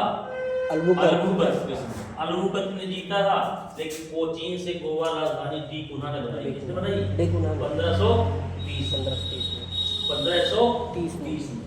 ध्यान दो, नीनो डी कुन्हा ने कई काम किए 1530 में। देखो अगर हम देखें तो 1530 में भैया इसने गोवा को राजधानी बनाया, गोवा को राजधानी बना दिया। और इसके बाद 1534 में इसने वसीम को जीत लिया। 1535 में इसने दीव को भी जीत लिया। वसीम और दीव दोनों यहाँ पर है। कहाँ पर? वसीम और दीव दोनों यहाँ पर है, गुजरात के पास। ये महत्वपूर्ण विजय है नीनो डी कुन्हा की। किसकी? दीव और वसीम को भी जीत लिया। देखो मलक्का और हॉर्मुज को किसने जीता? गोवा, मलक्का और हॉर्मुज को अल्बुकर्क ने। इधर देखो गोवा को राजधानी बनाया, वसीम और दीव को जीत लिया किसने? नीनो डी कुन्हा ने। किसने जीत लिया? नीनो डी कुन्हा ने। एक चीज और बता दें यार जानकारी के लिए, क्योंकि मुझे याद है कहीं ना कहीं से, ये जो वास्को डी गामा था ना, इसकी कब्र है जरूर गोवा में, लेकिन बाद में यहाँ से ले जाके अस्थियां उठा करके लिस्बन में दफना दी गई। वहाँ भी बनी है, वहाँ भी कब्र है। पुर्तगाल की राजधानी लिस्बन ही है, तो लिस्बन में जाके दफना दी गई है बाद में। लिस्बन कहाँ? हाँ, चूंकि पता नहीं कहीं से प्रश्न उल्टा सीधा घुमा देगा, तो ये चीज़ की जानकारी बनी रहे कि बाद में यहाँ से अस्थियां ले जा करके वहाँ भी कर दिया गया था। ऐसे तमाम मुगल शासकों के साथ भी हुआ है जी। मुगल शासकों के साथ भी ऐसा हुआ है कि कब्र पहले कहीं और बनी, फिर बाद में ला करके उनको दफना दिया। जफर के साथ भी यही हुआ। जफर के साथ भी यही क्या नहीं किया गया? जफर के साथ ऐसा नहीं हुआ। नहीं सर, शायद वो था, क्या कहते हैं, बाबर था। किसी के नहीं, बाबर नहीं था। अरे वो सर उसका नाम नहीं याद रहा है। उसकी कब्र थी वहाँ पे, फिर अब वहाँ पे गई है। कॉन्सेप्ट नहीं बन रहा ना हमारा। जी सर, अफगानिस्तान ऐसे कुछ, काबुल गई है उसकी। बाबर की था, बाबर की थी सर। बाबर काबुल गई, काबुल लेके चला गया क्योंकि वो बाबर से मूल रूप से जुड़ा हुआ था जी, इसलिए। तो एक चीज और जान लो, जैसे लोग यहाँ बोल देते हैं बाबर विदेशी था, बाबर विदेशी था, तो विदेशी देश नहीं था। अफगानिस्तान अखंड भारत का हिस्सा रह चुका है मौर्य काल में। कहाँ रह चुका है? अफगानिस्तान अखंड भारत का हिस्सा रह चुका है। बाबर कहाँ का था? काबुल। काबुल मतलब अफगानिस्तान। तो इसका मतलब है कि वो विदेशी नहीं था। नहीं था। अगर हम विदेशी किसी को कहें तो हम कह सकते हैं तैमूर को, जी सर। हम कह सकते हैं ये जो था मंगोलिया का क्या नाम था, अरे चंगेज खान, इनको हम कह सकते हैं। जी। लेकिन चूंकि अखंड भारत का हिस्सा अफगानिस्तान रहा है, आज भी, आज की स्थिति में भी अफगानिस्तान लगभग भारत का समर्थन ही कर रहा है, लगभग। अभी आप तालिबान को देख रहे हो, तालिबान शासन है इस समय अफगानिस्तान, लेकिन तालिबान ने भी भारत का समर्थन किया। जितने भी आक्रमण कर रहा है पाकिस्तान में कर रहा है, भारत को उसने कभी नुकसान तालिबानियों ने नहीं पहुंचाया। भारत, हमारी भी नीति उनके खिलाफ कभी नहीं रही ज्यादा। चलो देखो, देखते हैं। अब ये नीनो डी पुनः आ गया। 3-4 घटनाएं इसकी हमने महत्वपूर्ण बता दी, और यही 2-3 प्रश्न यहीं से बनेंगे पुर्तगालियों के। किसके? देखो, वास्को डी गामा 1498 में आता है, 1500 अल्वारेज व्यवहार आता है, 1502 में पुनः आता है, 1505 से यहाँ गवर्नर बनाने की प्रथा शुरू हो गई। फ्रांसिस अल्मीडा को बनाया गया पहला, फ्रांसिस अल्मीडा को बनाया गया। अलबुकर्क को मान लीजिए दूसरा, मान लीजिए अलबुकर्क को दूसरा मान लीजिए। तीसरे स्थान पर 24 से 29 तक ये रहता है। चौथे स्थान पर कौन आ जाता है? नीनो डी पुनः। बीच में जो आपको गैप दिखाई दे रहे हैं, यहाँ भी गवर्नर रहे हैं, लेकिन उन्होंने चूंकि कोई बहुत विशेष महत्वपूर्ण काम नहीं किए हैं, इसलिए हम उनको यहाँ पे नहीं देख रहे हैं, यहाँ पे नहीं देख रहे हैं। उस दिन हम लोगों ने एक चीज करी थी, कर्नाटक युद्ध के बारे में। इसके बारे में कर्नाटक युद्ध, एक बार उसको देखो। कर्नाटक युद्ध, युद्ध ना कहें इनको, जी सर। मतलब चलो युद्ध ही मान लेते हैं। इसमें तमाम छोटी छोटी लड़ाइयाँ भी थी। क्या थी? सभी लोग ध्यान से सुने। पहली बात तो बताओ, कर्नाटक युद्ध रियल में थे किसके किसके बीच? अंग्रेजों के बीच एवं फ्रांसीसियों के बीच। किसके बीच थे? फ्रांसीसी। देखो, अभी आपको हो सकता है ये जो पढ़ाई पद्धति है, कुछ लोगों को वो लगे है ना, ऑड लगे, ऐसे ऑड इसलिए लगेगी क्योंकि अभी तक तुम्हारी पढ़ाई जो वन डे एग्जाम्स की है वो लिखवाने की तक सीमित थी। पॉइंट लिखो, क्या लिखो? पॉइंट लिखवाते थे ना, तो वो आदत पड़ी है। तो इस रेंज में आने में थोड़ा समय आपको हल्का सा लगेगा। अगर हम कोई चीज बनाते हैं ना, तो उसको रोक के तुरंत बना दो। जैसे अभी हमने ये चीज कर दी, तो चाहे जितने मैप बनाने पड़े, खट से सारे बना दो, क्योंकि ये जो मैपिंग पद्धति है ना, ये चीजें तुम्हारी क्या करेगी? फिक्स करेगी। और जब तुम इसके बाद शब्द भी पढ़ोगे ना किसी किताब में, तुम्हें याद आ जाएगा कि हाँ, सर ने कहा था गोवा छीना था अलबुकर्क ने, लेकिन राजधानी किसने बनाया था? नीनो डी पुनः। तो जब इस पद्धति से पढ़ोगे ना, दोबारा लूसेंट में पढ़ोगे, कहीं भी पढ़ो, तो फिर तुम्हें रिकॉल हो जाएगा। क्योंकि तुमने एक बार क्या कर दिया, अभी तो तुम लोग को 28 राज्य की लोकेशन भी पता नहीं होगी। दिक्कत यहाँ आ जाती है। 2800 राज्य की लोकेशन जब भी पता होनी चाहिए। पूरे विश्व का मैप कहाँ होना चाहिए? इस दिमाग में घुसा होना चाहिए। हम ये नहीं कह रहे हैं कि अफ्रीका के सारे देश तुम याद कर डालो, ऐसे नहीं करना है। लेकिन इंडिया को बहुत क्लियर करना है, चाहे सिपाही हो चाहे कुछ भी हो। 2800 राज्य कहाँ बिठाना है? दिमाग। फिर आप देखिएगा वो 28 राज्य का कमाल कि कितने सारे क्वेश्चन तो बिना पढ़े उसको सॉल्व कर दो। ये है, देखो ध्यान से, अंग्रेजों और फ्रांसीसियों के बीच। अगर हम आपसे पूछें कि भाई फ्रांसीसियों की पहली फैक्ट्री कहाँ स्थापित हुई, आपको पता है अंग्रेज भारत में कब आए? 1600 ईस्वी। कब आए? 1600। और फ्रांसीसी कब आए? 1664 ईस्वी। अब आप सोचिए भाई साहब, 64 वर्षों का अंतर है। 64 वर्षों का अंतर है। पहली फैक्ट्री फ्रांसीसियों ने कहाँ स्थापित करी थी? सूरत में। कहाँ स्थापित करी थी? सूरत में। सूरत में। सूरत में। और आपको बता दें कि 1668 ईस्वी में की होगी। देखो अपने उसमें जहां हमने लिखवाया है, अगर हम कोई फैक्ट गलत करें तो उसको चेक करवाइएगा। जी सर। सूरत में 1668 ईस्वी में पहली फैक्ट्री स्थापित करी है। और दूसरी फैक्ट्री इन्होंने स्थापित कर दी आंध्र प्रदेश में मसूलीपट्टनम में। कहाँ पर? मसूलीपट्टनम। मसूलीपट्टनम में। किस सन में? 69 में, 1669 में। एक मिनट सन दिया है कि नहीं?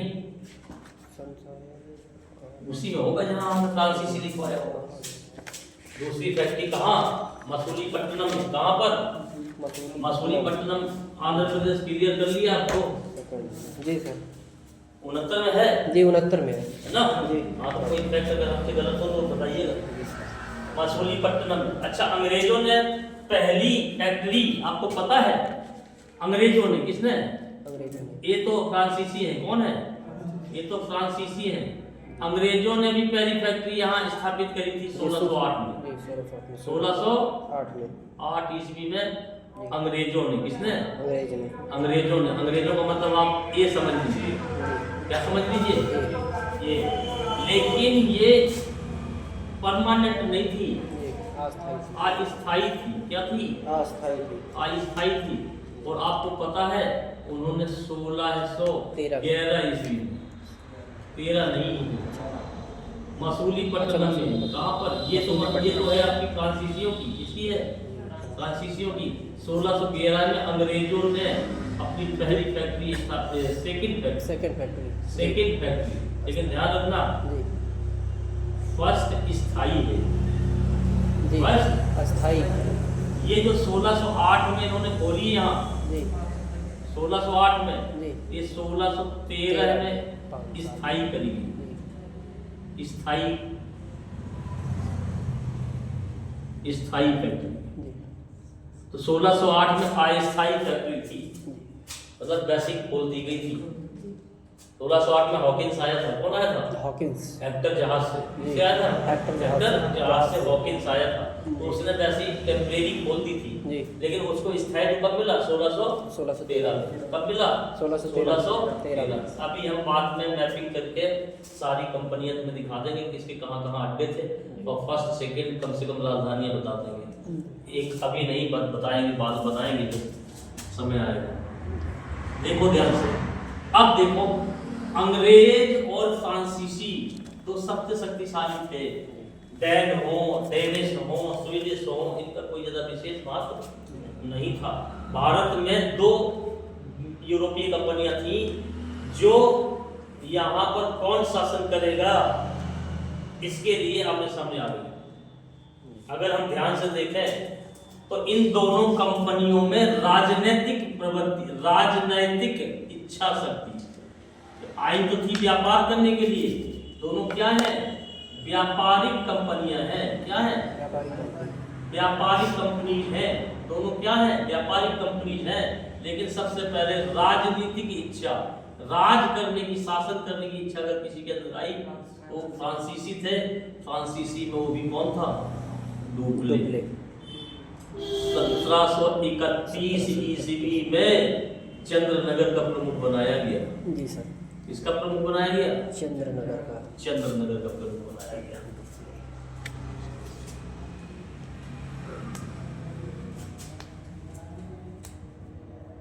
ये चंद्रनगर वही है जो बंगाल के नवाब से लिया था अंग्रेजों ने।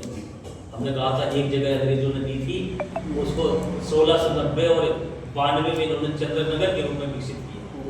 किस रूप में विकसित किया? तो ये चंद्रनगर था, बंगाल में है। कहाँ पर है ये? बंगाल में। अब देखो ध्यान से, राजनीतिक इच्छा शक्ति सबसे पहले किसकी आई? फ्रांसीसियों की। किसकी आई? फ्रांसीसियों की। अब ध्यान से देखिए, इन दोनों की राजनीतिक इच्छा शक्ति की वजह से ही कर्नाटक युद्ध हुए। कर्नाटक युद्ध एक नहीं हुआ, 2 नहीं हुए, 3 हुए। कर्नाटक युद्ध शुरू होते हैं 1746 ईस्वी से लेकर के 1763 ईस्वी तक। कहाँ तक? 1763। इसका मतलब ये नहीं है कि लगातार चल रहे हैं, बीच में रुके। इसका मतलब ये नहीं है कि लगातार चल रहे हैं। फर्स्ट कर्नाटक युद्ध अगर होता है तो 1746 ईस्वी से लेके 48 ईस्वी तक होता है। कहाँ तक होता है? 48 ईस्वी तक। 1748 ईस्वी तक। एक्स-ला-शापल की संधि से बंद हो जाता है। एक्स-ला-शापल की संधि से। सेकंड जो होता है 1749 ईस्वी से लेकर के 1754-55 तक चलता है। जी 1754-55 कहें इसको हम, 54-55 कहें, जी। क्योंकि 1755 में पांडिचेरी की संधि से, इसकी संधि से पांडिचेरी की संधि से खत्म होता है। थर्ड हम देखें तो थर्ड जो था ये जो है 1763 से 7 घटा दीजिए, 63 से 3 और 3 6 56 से 63 1756 ईस्वी से लेकर के 1763 ईस्वी तक चला। जी और ये 1763 में पेरिस की संधि से खत्म हुआ। इस संधि से पेरिस की संधि से, इस संधि से खत्म हुआ पेरिस की संधि से। ये तीनों युद्ध देख लो, समय दिया गया है, संधियां, संधि का मतलब ये क्या होता है? जोड़ना। संधि का मतलब क्या है? जोड़ना। यानी ये जो संधियां हुई, इन्होंने फिर से दोस्ती कर दी। क्या कर दी? इन्होंने फिर से दोस्ती कर दी। इसमें कुछ लिखना हो तो लिखने के बाद हम लोग इसी में थोड़ा सा एक बार फिर से चर्चा करेंगे, ताकि उस दिन की चर्चा में और कठोर हो जाए। इसमें कुछ लिखना चाहते हो तो लिख लो साइड में तुरंत फटाफट।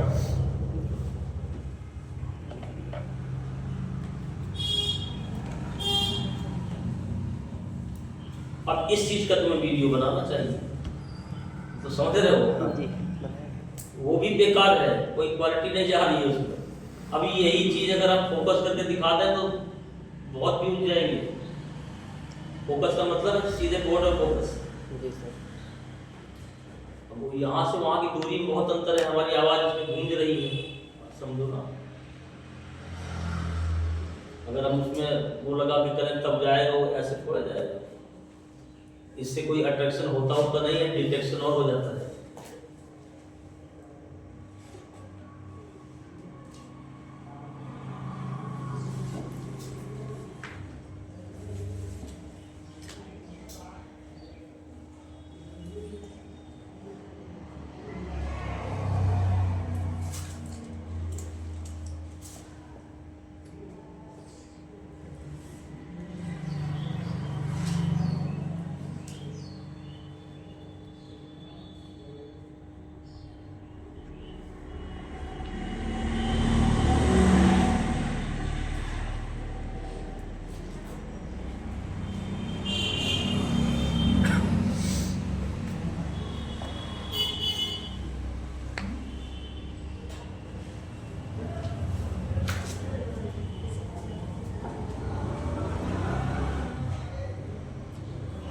हो गया?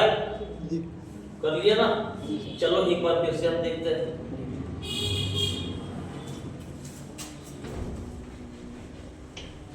क्या टाइम हुआ अभी? 9:13 हो गया।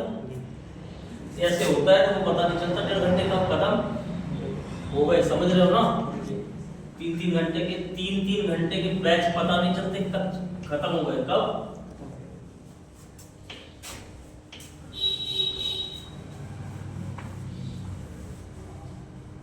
तो इसको मिटा देते हैं, फिर से बना देंगे, क्या दिक्कत है? प्रॉब्लम कहाँ है? यही करिए। तो ये मत सोच लीजिए IAS बनने के लिए है, ये सिर्फ जो है कोई जॉब करने के लिए है। तो देखो ध्यान से, अभी सब लोग समझिएगा ध्यान से। प्रथम हम बता देंगे कि बढ़ने के लिए GD के लिए क्या महत्वपूर्ण है, किसमें फोकस करना है, और कॉन्सेप्ट के लिए। प्रथम कर्नाटक युद्ध कब हुआ? 1746 से 48 ईस्वी तक। कहाँ तक हुआ? 1746 ईस्वी से 48 ईस्वी तक। देखिए इसके सबसे पहले हम लोग देखेंगे कारण। क्या देखेंगे? कारण। इसका क्या देखना है? कारण। तो देखो ध्यान से, एक कारण है कि भाई प्राथमिक कारण क्या था? प्राथमिक कारण क्या था, या यूं कह दो प्राथमिक कारण को बेटा कहा जाता है मूल कारण। क्या कहा जाता है? ये को थोड़ा सा ध्यान से समझिएगा अपने जीवन में भी कि प्राथमिक कारण क्या है, मूल कारण क्या है। प्राथमिक कारण क्या है और मूल कारण ही प्राथमिक होगा। किसी पेड़ की जड़ है, यही तो प्रथम है, और यही तो क्या है, मूल है। तो मूल को ही जड़ कहेंगे, जड़ को ही मूल कहेंगे, प्राथमिक वही है। प्राथमिक कारण क्या है? उत्तराधिकार का युद्ध। उत्तराधिकार का। एक देश था ऑस्ट्रिया, कौन सा? ऑस्ट्रिया। वर्षिज प्रसा, वर्षिज प्रसाद। प्रसा, प्रसा का मतलब आज की जर्मनी से है, जी। जर्मनी वाले एरिया से।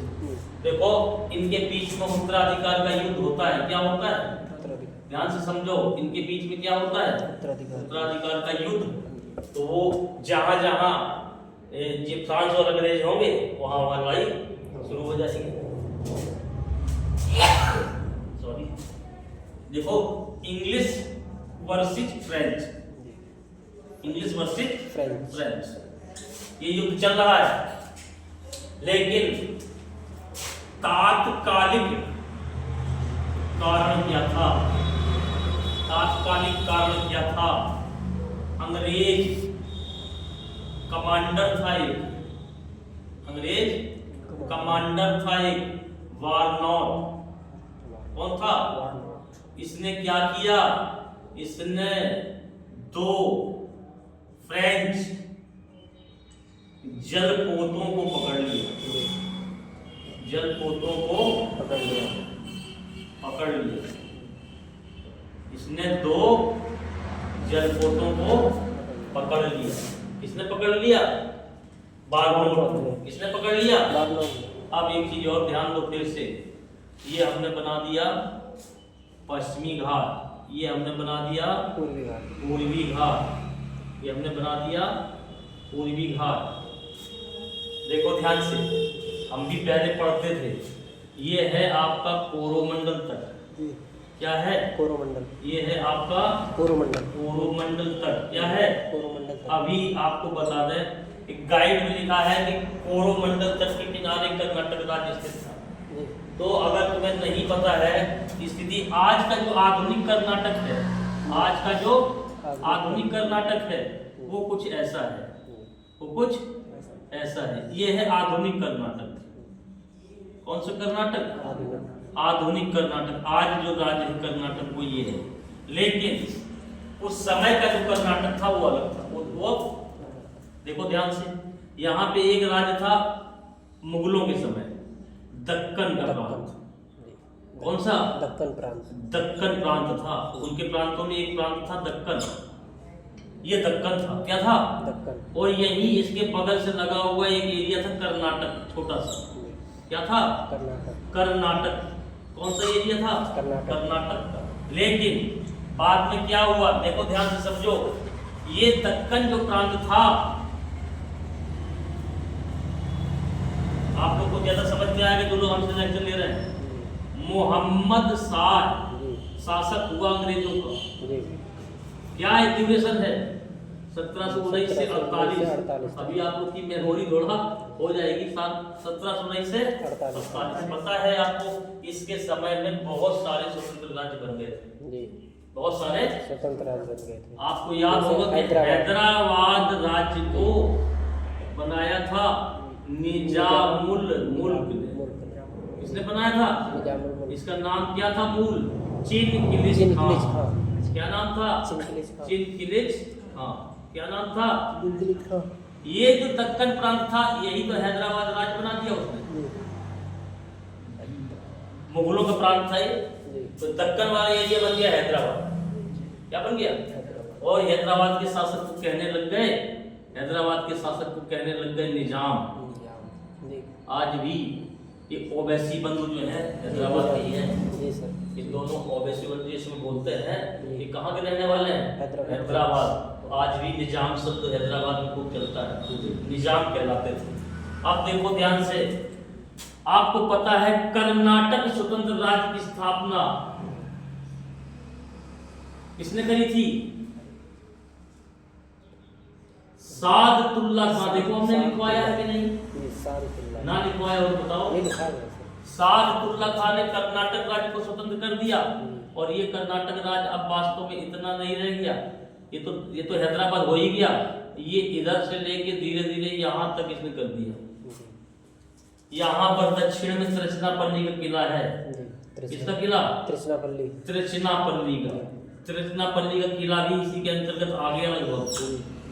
त्रिचनापल्ली का किला भी, तो ये कर्नाटक है, ये पूरा कर्नाटक है वो वाला। अब देखो ध्यान से, कर्नाटक का मतलब ये वाला एरिया, ये वाला एरिया। यहाँ पर था मद्रास।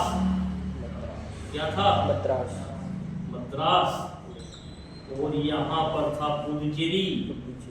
क्या था? पुडुचेरी। पुडुचेरी। आपको पता है कि सबसे पहले जो फ्रांसीसी थे, कौन थे? फ्रांसीसी। पुडुचेरी को उन्होंने मुख्यालय कब बनाया? ध्यान है भाई, फ्रांसीसी 1664 ईस्वी में आ रहे हैं। कब आ रहे हैं? 1664 ईस्वी में आ रहे हैं। और क्या कर रहे हैं ये? पुडुचेरी को देखो कब बना रहे हैं अपना सेंटर। पुडुचेरी को उन्होंने सेंटर बना दिया।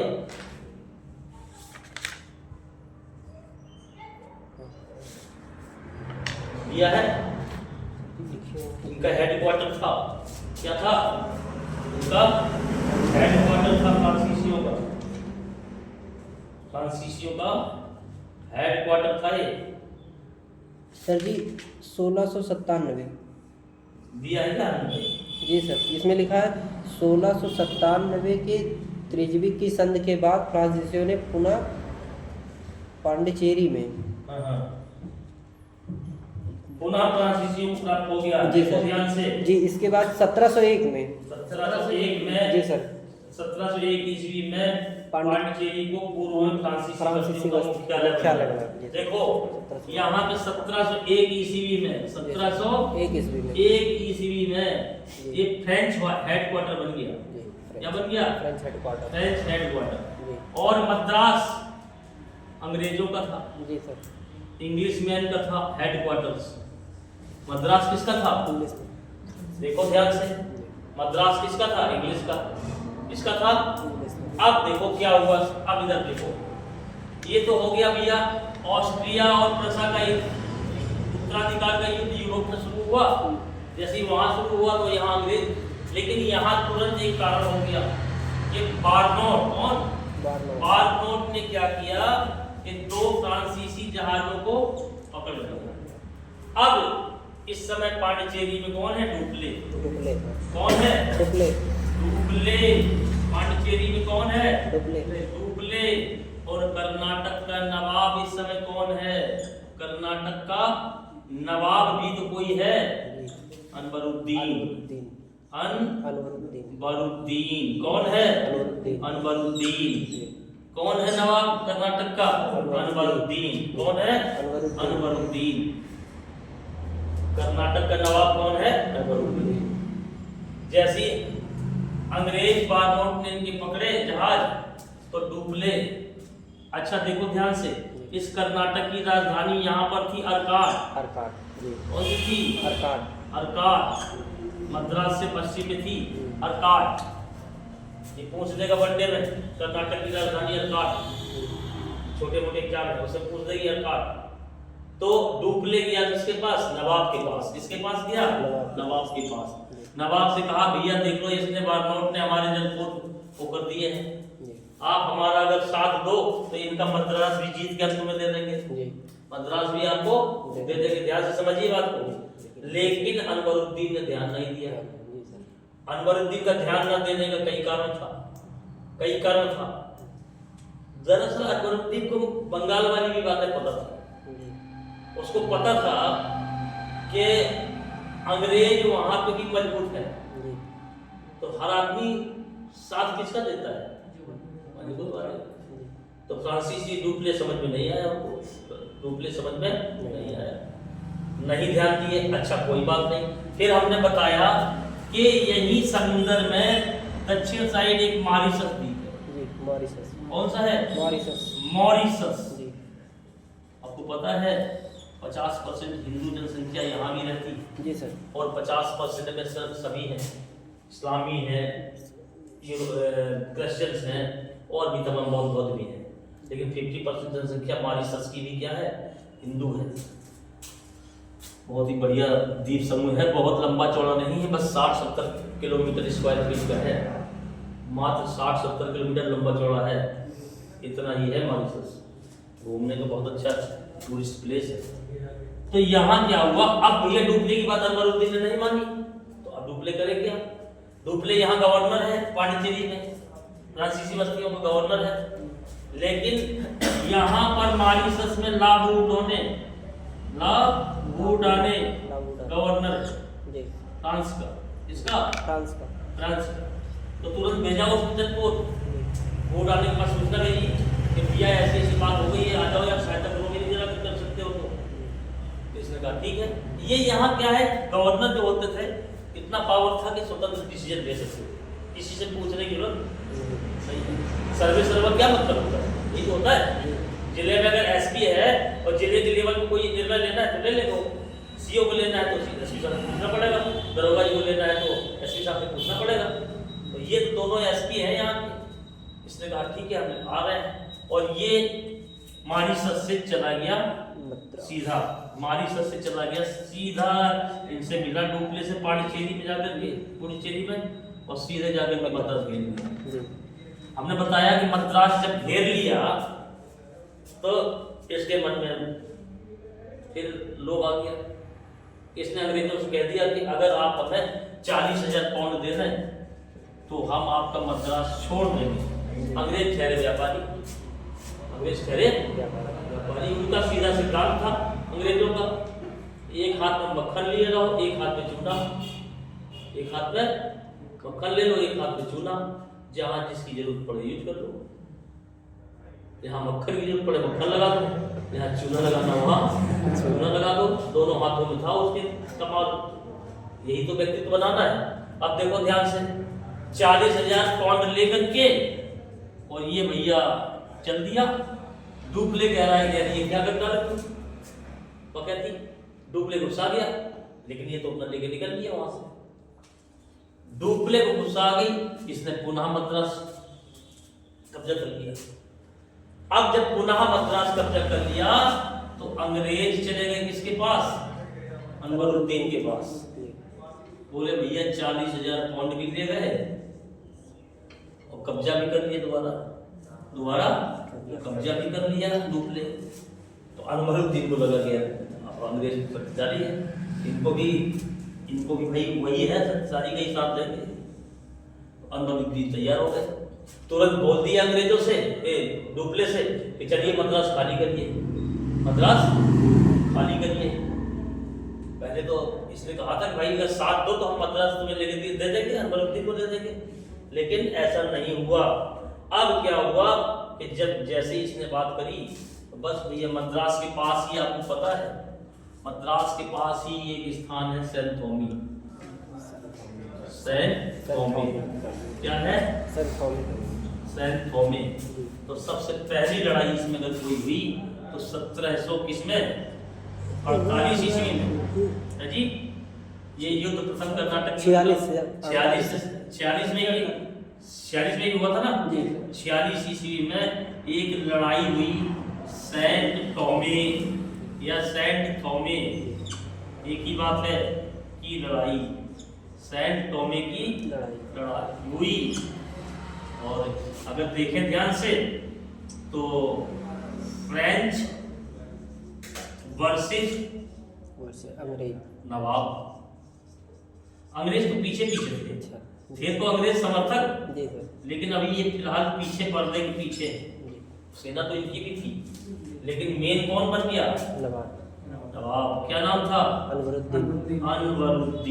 कौन था, अनवरुद्दीन। कौन था, अनवरुद्दीन।